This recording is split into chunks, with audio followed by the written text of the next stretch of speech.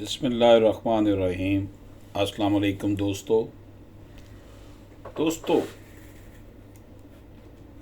Media reports کے مطابق اور پاکستان کا جو سب سے بڑا نیوز چینل ہے اور اس کی جو ٹیم ہے اس کے ایک اہم رکن کی خبر جو سوشل میڈیا پر اور ویب سائٹس پر اس وقت ہے کہ مارچ کے مہینے میں پاکستانی سفارتکار جو کہ 21ویں گریڈ کا آفیسر ہے اس کو انسانی سمگلنگ کے الزام کا سامنا کرنا پڑا۔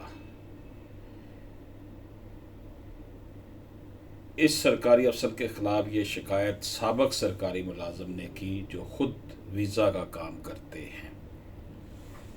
دوستو، اپنی شکایت میں سابق افسر نے جو دستاویزات منسلک کیے ہیں ان میں مختلف ای میلز اور سفارتی مراسلے شامل ہیں جو انہوں نے مختلف سفارتخانوں کو بطور ادائیگی کے ثبوت پیش کیے ہیں جو انہوں نے ملزم سفارتکار کو کی تھی۔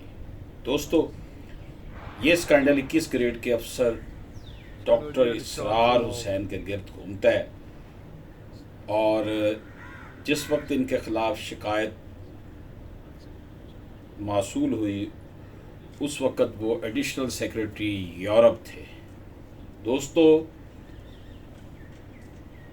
یہ معاملہ ان کی جانب سے اسلام آباد میں قائم یورپی سفارتخانوں پر اثر انداز ہو کر انہیں پاکستانیوں کو ویزا جاری کرنے کے متعلق ہے۔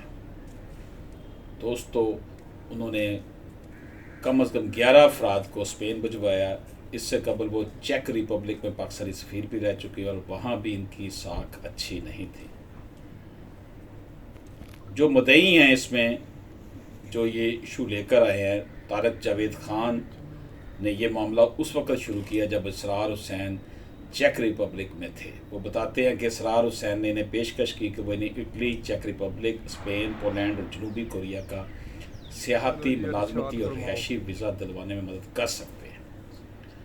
اسرار احمد نے انہیں یعنی اس مدعی کو جو کہ طارق جاوید خان ہے پاکستان میں تعینات ان ممالک کے سفیروں سے بھی متعارف کرایا۔ مدعی کی شکایت کا انداز کچھ ایسا ہے کہ جیسے انہوں نے انسانی سمگلنگ کی دنیا کی منظر کشی کی ہے اور ساتھ ہی یہ بھی بتایا کہ یہ دھندا کیسے ہوتا ہے۔ مدعی نے بتایا کہ ان کے پاس اسرار حسین کو کی جانے والی تمام تر ادائیگیوں کا ثبوت بینک کی رسیدوں کی صورت میں موجود ہے۔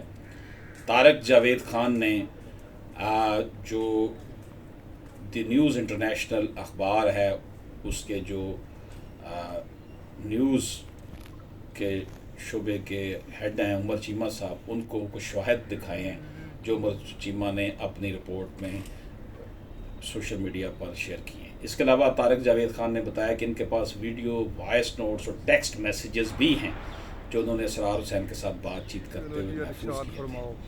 دوستو، یہ ویزے جاری نہیں ہوئے اور اسرار حسین نے پیسے واپس کرنے سے انکار کر دیا اور ساتھ ہی دھمکی دی کہ کسی کو بتایا تو سنگین نتائج برآمد ہوں گے۔ تاہم اسی دوران اسرار حسین کو ایک اور موقع مل گیا۔ اسرار حسین نے پاکستان سے قوالی سے جڑے فنکاروں کو پراگ، چیک ریپبلک کے دارالحکومت بھیجنے کی درخواست بھیجی۔ انہوں نے ان فنکاروں کے ٹکٹ، رہائش، انتظامات اور دیگر اخراجات کا بندوبست کیا، لیکن اس پورے کھیل کے پیچھے مضموم مقاصد تھے۔ اس ثقافتی وقت میں 10 مزید لوگ بھی شامل کر لیا گئے اور ہر ایک سے 15 لاکھ روپے لے کر ان سے وعدہ کیا گیا کہ انہیں پراگ میں ملازمتی اور رہائشی اجازت نامہ دلوایا جائے گا۔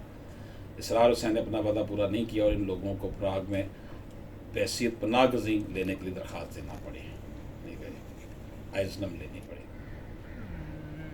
طارق جاوید خان کو اسرار حسین کے دیگر ساتھیوں کے توسط سے ان کا ماضی معلوم ہوا۔ مدعی نے الزام عائد کیا کہ اسرار حسین اپنی سابقہ تعیناتیوں کے ملک میں ناپسندیدہ شخصیت قرار دیے جا چکی ہیں۔ طارق خان کا کہنا ہے کہ کچھ سفیر ہیں جو ان الزامات کی تصدیق کر لیں، جو بخوشی اس بات کی تصدیق کریں گے اسرار حسین کا رویہ کیسا تھا اور ساتھ ہی وہ غیر قانونی طور پر ویزوں کے اجراء کے معاملے میں مسلسل کی جانے والی درخواستوں کے شواہد بھی دیں گے۔ دوستو، دی نیوز انٹرنیشنل کی جو رپورٹ ہے کہ مطابق اسرار حسین نے مارچ میں اسپین کے سفارتخانے سے درخواست کی تھی کہ سپریم کورٹ کے ایک وکیل ہیں جو اپنے 10 ساتھیوں ایسوسیٹس کو اسپین لے جانا چاہتے ہیں۔ بعد میں اسپین کے سفارتخانے کی طرف سے انہیں یہ خط موصول ہوا کہ جن لوگوں کو اپنے وکیل کا ایسوسیٹ قرار دیا وہ اس وکیل کے دوست ہیں یا پھر معاون اسسٹنٹ ہیں۔ ان میں سے کسی نے بھی کبھی کوئی سفر نہیں کیا اور لگتا نہیں ہے کہ وہ شینجن ریجن کے لیے ضروری سمجھے جانے والے ضابطوں پر عمل کریں گے۔ آپ کے خط کی وجہ سے ہم نے ان لوگوں کی درخواست کو ترجیح دی، لیکن عموماً ایسے کیسز میں 2 ماہ کا وقت لگتا ہے اور اس سے میں شنجن ضابطوں کو تبدیل نہیں کیا جا سکتا.